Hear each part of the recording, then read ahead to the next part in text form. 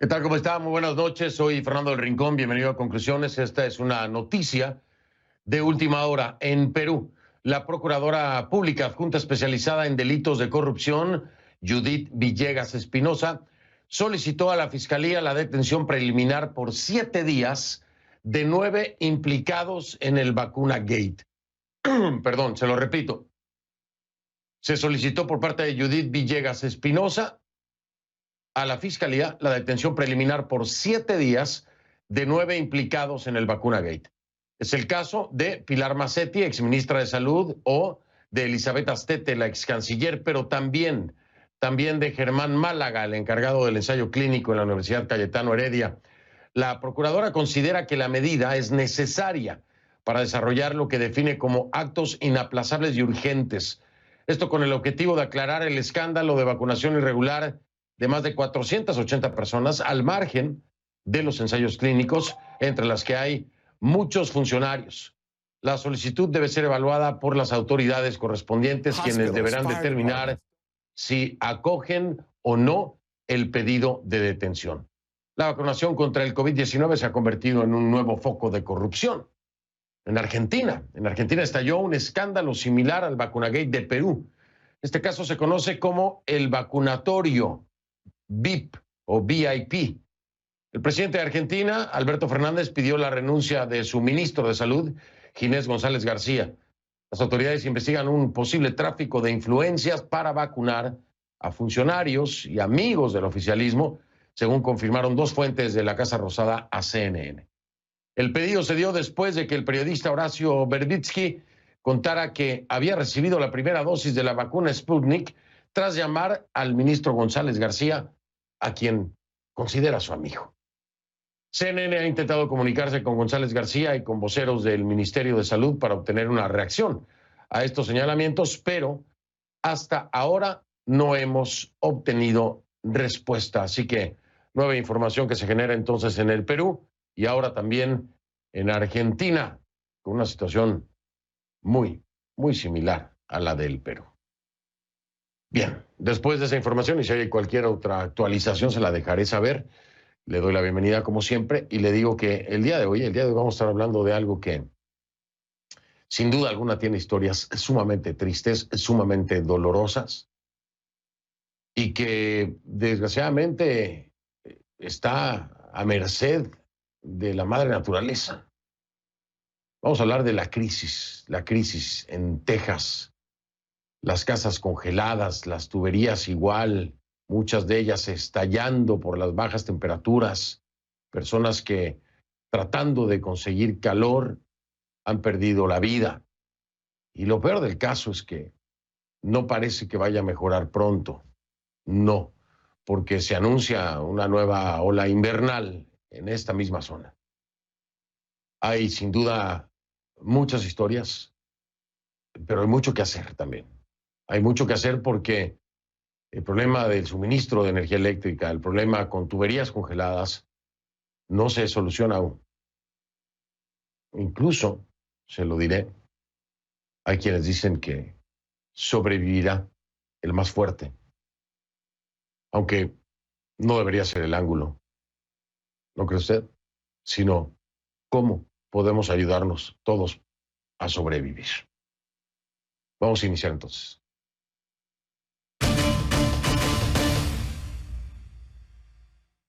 Le pido que a partir de este momento me acompañe utilizando la etiqueta Conclu Tormenta TX de Texas. Conclu Tormenta TX es la etiqueta, el hashtag. Por favor, sus comentarios con esta etiqueta, Conclu Tormenta TX, a mi cuenta en Twitter, @soyfdelrincón, @soyfdelrincón. En Texas, que es, bueno, uno de los estados más calurosos de Estados Unidos. Bueno, pues ahí la gente se está muriendo, literalmente muriendo de frío. En los últimos días, el estado ha sido golpeado por una ola invernal que ha dejado a millones de personas sin electricidad y a muchas otras sin comida y sin agua. El impacto de esta emergencia era inimaginable. ERCOT, que es la empresa que maneja el 90% de la electricidad que consumen los tejanos, aseguró que la infraestructura estaba lista para enfrentar la ola de frío. Eso es lo que pensaban. Porque una serie de factores, incluyendo falta de preparación invernal, podrían ser los causantes de la emergencia que hoy vive el estado. Afortunadamente, en la mayoría de las áreas el servicio eléctrico ya fue restablecido. No obstante, de acuerdo con cifras del gobernador de Texas, Greg Abbott, aún quedan unas 325,000 personas sin luz. Y aunque se esperan temperaturas más cálidas para el fin de semana, la noche de este viernes sigue pendiente.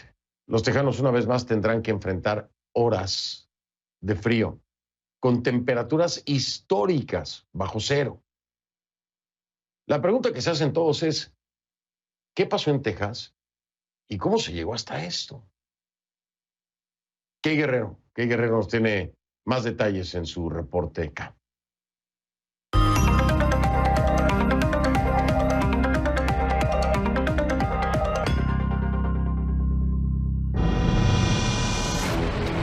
Los ojos están puestos en Texas. Uno de los estados más grandes de Estados Unidos está siendo impactado por una tormenta invernal sin precedentes que durante su paso ha dejado a más de 4 millones de tejanos sin electricidad. Días antes de la tormenta, las autoridades habían dicho que la red eléctrica estaba preparada para la emergencia, pero el reclamo de millones de residentes sin luz, con frío y en muchos casos sin agua, muestran lo contrario. We're just left sitting in a cold, dark room in the middle of the night with a crying baby and a in pain wife, and that's what hurts the most. Is there's nothing we can really do besides sit and wait. You can't find food, and when you do, you have to stand on a line 4 or 5 hours. This is ridiculous. Whoever's in charge of this, they need to run them off because that's not right. El Consejo de Confiabilidad Eléctrica de Texas, ERCOT, por sus siglas en inglés, que administra el sistema interconectado del estado, dijo en uno de sus informes iniciales que la falla eléctrica surgió debido a la congelación de turbinas eólicas. La teoría, que era solo parte de un informe más amplio, le dio pie al gobernador republicano Greg Abbott y a otros funcionarios para repudiar la llamada tecnología verde, que además de turbinas de viento también incluye paneles solares. Sin embargo, pronto quedó claro que había otro culpable. El director de operaciones de ERCOT confirmó que el congelamiento en las turbinas solo explica menos del 13% de las interrupciones de energía. El factor restante está asociado con pérdidas de la generación con carbón, energía nuclear y, sobre todo, gas natural. Abbott tuvo que retractar su versión inicial y ahora quiere respuestas. ERCOT failed on each of these measures that they said they had undertaken.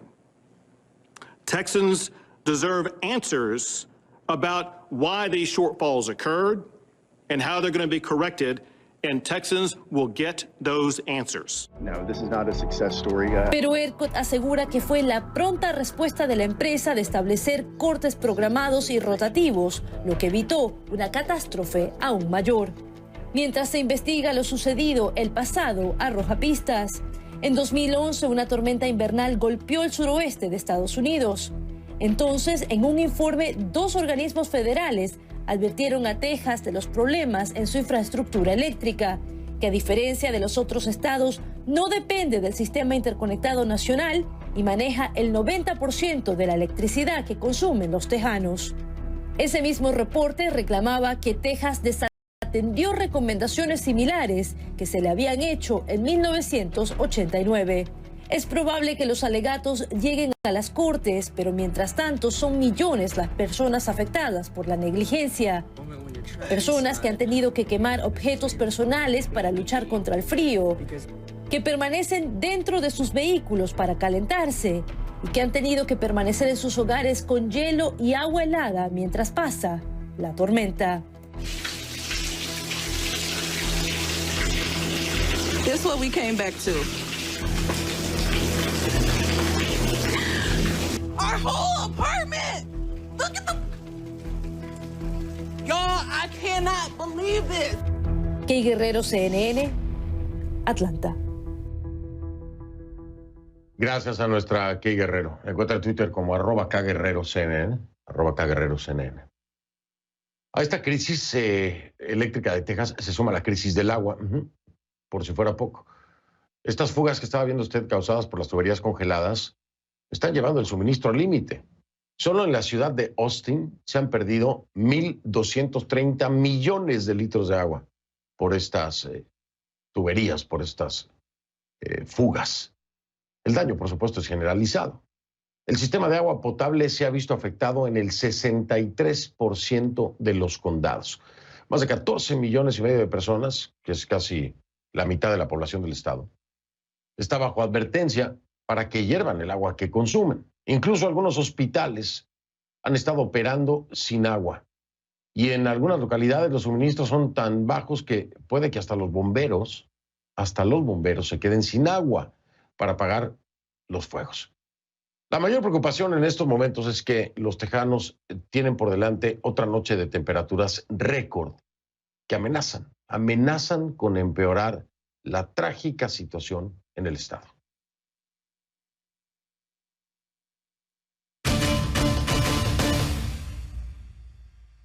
En Fort Worth, Texas, el frío llevó a Kevin Ayala, un inmigrante hondureño de 23 años, a prender un generador en la cocina de su casa. Quería, por supuesto, generar calor. Su compañera, Catherine Padilla, quien se encuentra embarazada, y su hijo, pues estaban sufriendo, estaban congelando literalmente. Una hora después, todos empezaron a sentirse cansados y se quedaron dormidos. Pero Kevin Ayala nunca despertó. Se quedaron dormidos por el estar inhalando monóxido de carbono. Por eso se quedaron dormidos. La intoxicación de Kevin Ayala fue tan elevada que le costó la vida. Un amigo alertó a las autoridades. Catherine Padilla es compañera de Kevin Ayala y me acompaña vía telefónica desde Fort Worth, en Texas. Catherine, mi más sentido pésame, nuestra empatía, nuestro apoyo, nuestra solidaridad para ti, para tu familia. De verdad que lo sentimos mucho, Catherine. Gracias por querer compartir con nosotros esta lamentable y trágica historia. Buenas noches. Buenas noches. Muchas gracias por mis palabras. Catherine, cuéntame un poco sobre qué los llevó a tomar la decisión de hacer esto dentro de la casa. ¿Qué estaba pasando contigo, con tus hijos, tú además embarazada, con el tema de la temperatura? ¿Qué fue lo que empezaron a sentir? ¿Cómo es que empezaron a sufrir a tal grado que buscaron de alguna forma calentar la casa? Cuéntame un poco. Pues la luz había ido desde muy temprano y pues no podíamos ni cocinar ya debido a que la estufa que teníamos también era eléctrica. Pues mi esposo salió a la tienda a buscar comida, algunas estaban cerradas, otras ya no tenían nada y pues luego de estar se fue poniendo muy frío el cuarto adentro y pues yo estaba en embarazo y mi niño pues sentíamos mucho frío y pues luego llamamos al dueño de la casa, el rentero, pues nos dijo de que afuera de la casa había un generador que lo podíamos usar, pero nosotros sin saber que eso podía producir algo, mi esposo y el otro muchacho que vivía en otro cuarto de ahí de la casa, pues lo metieron para adentro y lo prendieron. Maneras de andar buscando para prender unos calentones y poder agarrar calor porque ya no aguantábamos el frío ya. Catherine, se fueron quedando dormidos, obviamente, por estar respirando el monóxido de carbono. ¿Cuándo te diste cuenta de lo que estaba ocurriendo? ¿Fue hasta qué momento que te diste cuenta de lo que había ocurrido? Es que sí empezamos a sentir sueño y pues nos acostamos a dormir y en eso pues que nos estábamos quedando dormidos mi niño empezó a llorar. Yo le preguntaba que si le dolía algo o por qué lloraba y luego él ya no me hablaba y empezó a convulsionar yo traté de levantarme de la cama, pero ya no podía, no tenía fuerza en mis pies y me quedé sentada en la orilla. Pues Kevin todavía logró levantarse y levantar a mi niño y pues en lo que él lo estaba levantando y lo estaba ayudando, el niño empezó a vomitar. Es lo último que yo recuerdo. Luego yo caí inconsciente al suelo y pues no supe nada más hasta que ya miré que iba en la ambulancia y pues ya me estaban dando los primeros auxilios y todo. Cuando despertaste, estabas ya dentro de una ambulancia, Catherine. Te llevaron a un hospital, sí, me imagino, para atenderte también a tus hijos. Sí. ¿Qué fue lo que te dijeron? Pues me di cuenta de que bien llevaba a mi bebé a otro hospital y pues Kevin estaba en otro, pero hasta luego me informaron lo que había pasado con él. Te quiero preguntar si ustedes no hubieran intentado calentar la casa, ¿qué crees que hubiera pasado? El frío, ¿qué tan grave era el frío que sentían? ¿Crees que también hubiera sido mortal el no intentar calentar la casa? Pues creo que sí, más para mi niño de 4 años, porque la verdad ya se sentía mucho. Estábamos arropados con 3 cobijas y la verdad yo sentía que no funcionaba y todo mi niño que está más pequeño sentía mucho frío y tenía bien heladitos sus pies y todo.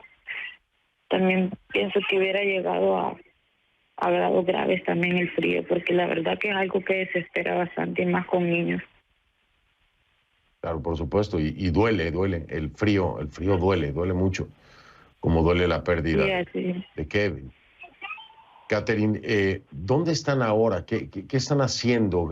¿Quién los está apoyando? ¿En dónde se encuentran? Pues ahorita estoy teniendo unos amigos de nosotros, de Kevin y míos. Ellos me han estado apoyando, pues desde que estoy en el hospital con el niño, ellos me ayudaron, se quedaron con el niño allá. Y pues ahorita aquí estoy donde ellos me están dando, pues me están ayudando mucho porque Kevin ya tenía 2 semanas de no trabajar y pues ellos me han estado ayudando ahorita con comida y todo. ¿Cuánto tiempo tenía Kevin sin trabajar? De 2 semanas y tenía como 1 semana y media más o menos que no trabajaba. Y por lo mismo, por la tormenta, ¿correcto? Sí, por el mismo frío y todo eso. ¿Cómo te sientes en este momento que pudieran esta misma noche tener de nueva cuenta temperaturas récord congelantes de nuevo? ¿Te sientes segura en este momento? ¿Crees que tienes lo necesario para poder sobrevivir de nueva cuenta una noche helada?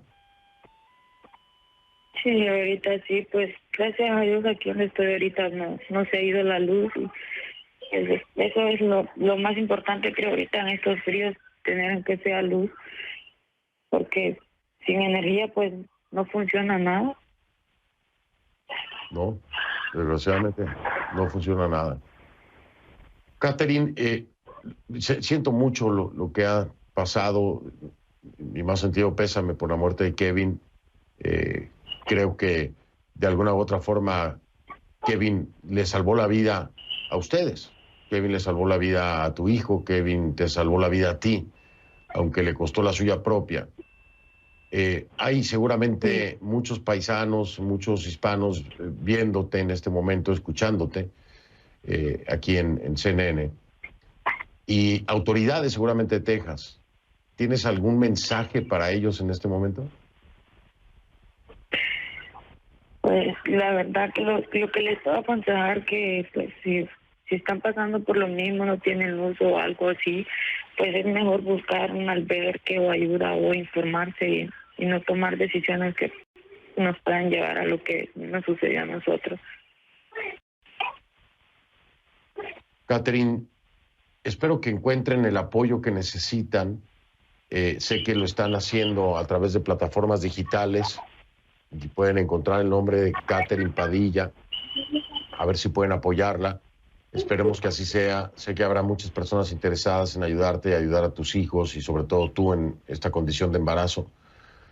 y espero que la vida enderece un poco. El dolor seguirá ahí, pero tienes un hijo en camino y otro por el cual seguir adelante y luchar. Lo siento mucho, Katherine. Gracias por estar aquí conmigo. Te mando un fuerte abrazo, todo mi amor, todo mi cariño y todo mi apoyo. Muchas gracias, Katherine.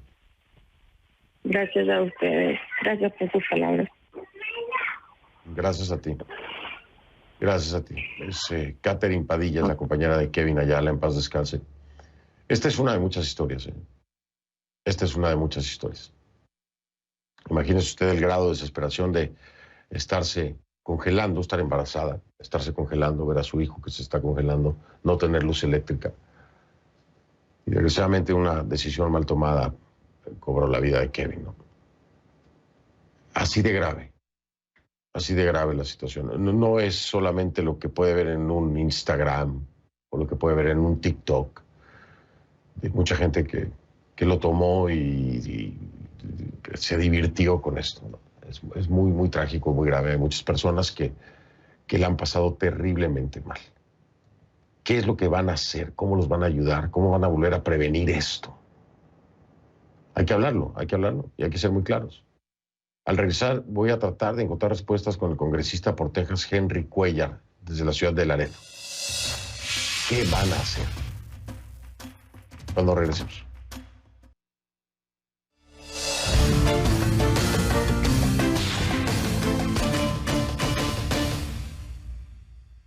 Le doy la bienvenida en este momento al congresista por Texas, Henry Cuellar, quien nos acompaña desde la ciudad de Laredo. Congresista, gracias por acompañarme. Buenas noches.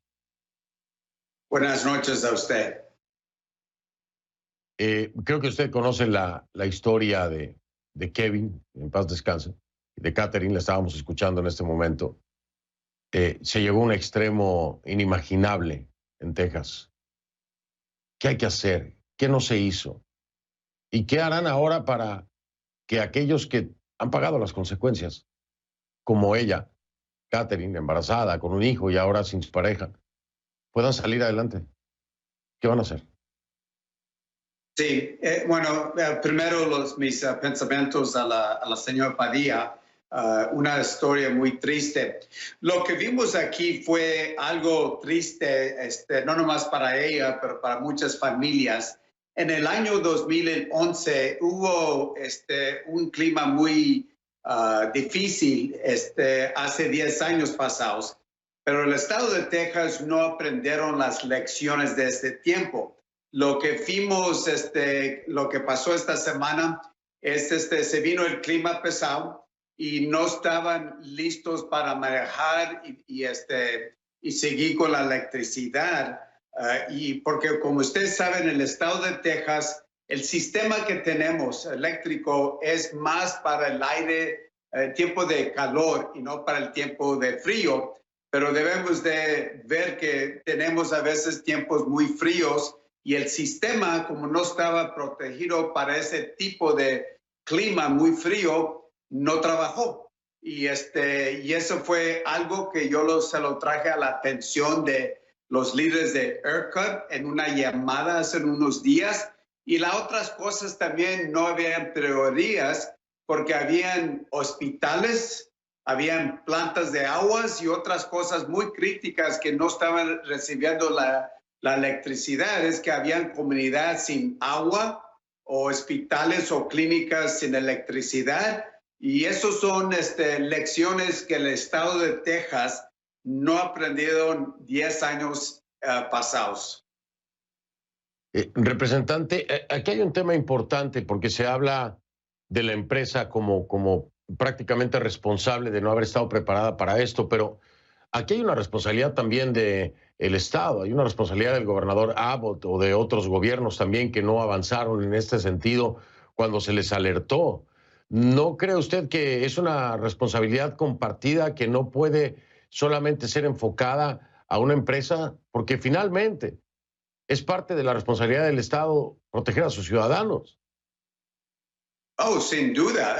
Usted está correcto que estamos hablando de ERCOT, pero el gobierno estatal tiene una responsabilidad de proteger a todos los ciudadanos, especialmente a la gente que no tienen los recursos, como la señora Padilla, como usted acaba de hablar con ella. Y esa es una responsabilidad. Y como digo, no aprendieron esa lección hace 10 años pasados.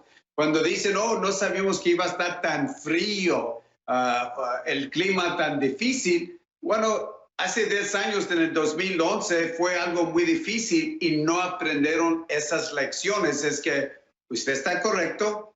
Esa fue una responsabilidad que el Estado debía de tomar para proteger a los ciudadanos de aquí de Texas. Sin embargo, me parece, y no quiero decir que así sea, pero me parece, de acuerdo a las declaraciones que he escuchado, que el gobierno estatal está tratando de lavarse las manos y responsabilizar solamente a la empresa. ¿Quién debe entrar aquí? ¿Quién debe ser el árbitro? ¿Quién debe ser el juez de las responsabilidades que tienen que asumir en cualquier ámbito, en el ámbito legal, en el ámbito social? ¿Quién debe ser el árbitro aquí? ¿Esto hasta dónde debe llegar? Bueno, para mí es quién está responsable por lo que pasó aquí. Es muy simple.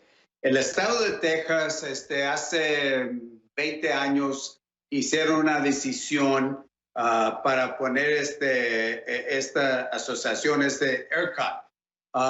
Y de esto fue en el año 1995-96 cuando se comenzó esto. Fue un sistema, como ustedes saben, Texas no está con el sistema totalmente con el gobierno federal, está separado. Y como digo, aquí en el estado de Texas hay mucho gas natural. El problema no fue el gas natural o otras partes donde viene la energía. El problema es la infraestructura para tener esta red eléctrico. Y como dije, no tomaron los pasos para proteger esa red eléctrico y por eso estamos viendo esto. Esa es una responsabilidad del estado de Texas y es muy simple. Usted está correcto. Yo he notado que se están tratando de limpiar las manos, pero muy francamente la responsabilidad está con el estado. Se hizo esa decisión hace años pasados, pero al mismo tiempo debían de aprender otra vez las lecciones del el año del 2011 y no aprendieron esas lecciones. Esperamos que este año, ahora que está el Estado, los diputados, los senadores, que tomen los pasos para prevenir este problema en el futuro otra vez. Representante Cuellar, voy a marcar una pausa, pero quiero plantearle este escenario. Este no aprendizaje del Estado ha cobrado vidas.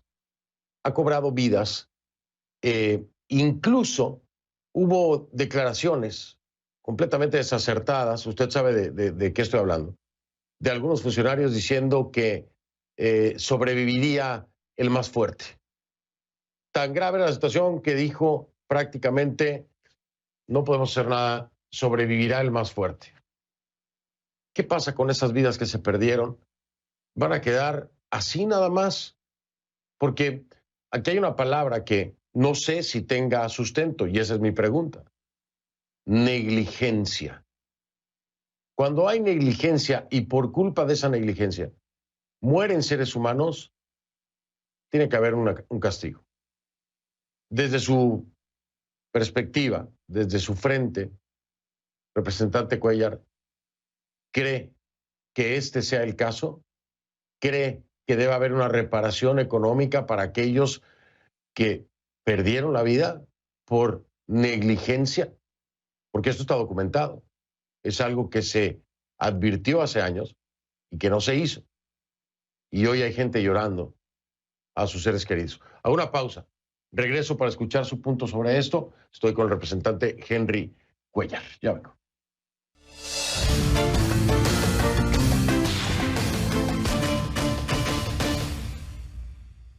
Continúo conversando con el congresista demócrata por Texas, Henry Cuellar, que me acompaña desde la ciudad de Laredo. Congresista, le decía yo, y ya lo explicaba usted, también lo escuchábamos en la investigación que hace nuestra Kay Guerrero en su reporte acá. Hay un antecedente de advertencias, de alertas de lo que se debió haber hecho para poder enfrentar esta situación sin que, sin que se hiciera el desastre que se hizo y sin que se perdieran vidas. Cuando hay un antecedente en el que se pone sobre aviso a alguien de lo que puede ocurrir y no se toman las medidas necesarias, se puede calificar como negligencia. Pero cuando esta negligencia trae como consecuencia la muerte de seres humanos, en el ámbito de la ley, esto tiene cabida, desde el punto de vista penal o civil. ¿Qué piensa usted? Bueno, entiendo lo que me está diciendo. Del punto, yo como abogado entiendo lo que me está diciendo del punto de la negligencia, pero eso es algo que apenas se lo dejamos a los abogados para que hagan esa decisión. Pero van a haber muchas preguntas. Por ejemplo, cuando vemos la mesa directiva de ERCOT, 15 miembros, 5 de ellos no viven en el estado de Texas. La persona encargada parece de Michigan y otras personas de otras partes. Debemos de ver si pusieron alertas para las comunidades. Y como digo, yo de mi punto de vista, estamos viendo que hubo muchos errores que se hicieron y llega a un punto donde un abogado puede hallar una manera de poner una demanda, pues eso es algo que todo depende en el abogado, a ver si puede hallar una manera para hacer esto, pero como digo, sí hubo errores, como usted dice. Pero ahora, usted como abogado, que es, dígame si encuentra los, como decimos en inglés, the grounds for it. Si encuentra usted la justificación para que esto pueda tener un procedimiento legal.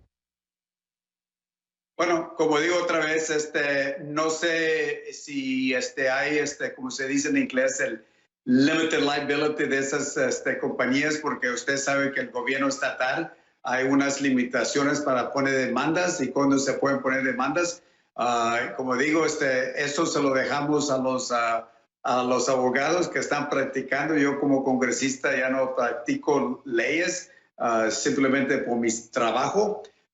Pero como digo, usted está correcto. Sí hubo errores. En mi opinión, sí hubo los errores, pero se lo dejamos a un abogado que está practicando ahorita. Bien, ahora finalmente me gustaría escuchar su comentario acerca de esto tan, perdón, lo voy a decir tal cual, ¿no? Tan vergonzoso, tan ridículo y me parece que hasta cobarde por parte de Ted Cruz, que se justifica echándole la culpa a sus hijos. ¿Qué piensa usted de lo que hizo Ted Cruz yéndose a Cancún para evitar enfrentar lo que todos los demás tejanos tuvieron que hacer?